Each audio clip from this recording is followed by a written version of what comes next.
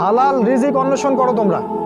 রিজিকটা যত ছোট পেশা হোক না কেন, যদি হালাল হয় অবশ্যই সেটাই উত্তম। আর যত বড় পেশা হোক না কেন, যদি হারাম হয় সেটা তোমার জন্য জাহান্নামে যাওয়ার কারণ হবে। অনেক বড় পদ আছে কিন্তু সেখানে ঘুষ আছে, সুদ আছে, প্রতারণা আছে, সেখানে যাবে না। আল্লাহর ওয়াস্তে সেখান থেকে দূরে থাকো।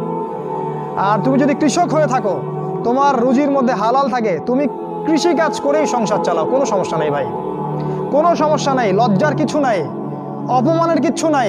তুমি আল্লাহর কাছে প্রিয় বান্দা। আল্লাহ পাক বলেছেন, ইন্নাল্লাহা তাইয়্যিব লা ইকবালু ইল্লা তাইয়্যিব। আল্লাহ পাক পবিত্র, পবিত্র রিজিক ছাড়া তিনি গ্রহণ করেন না। সারা জীবনের ইবাদত কবুল হবে না যদি আপনার রিজিকের মধ্যে হারাম থাকে। কিচ্ছু করার নাই, নবীর কথা পাল্টাতে পারবেন না। সারা জীবন সুদ ঘুষ খেয়ে বছর বছর হজ উমরা করবেন আর হাজী সাহেব লকব লাগাবেন, ওইসব করে লাভ নাই, আল্লাহর কাছে কোনো লাভ নাই। ওইরকম হজ আবু জেহেলও করতো।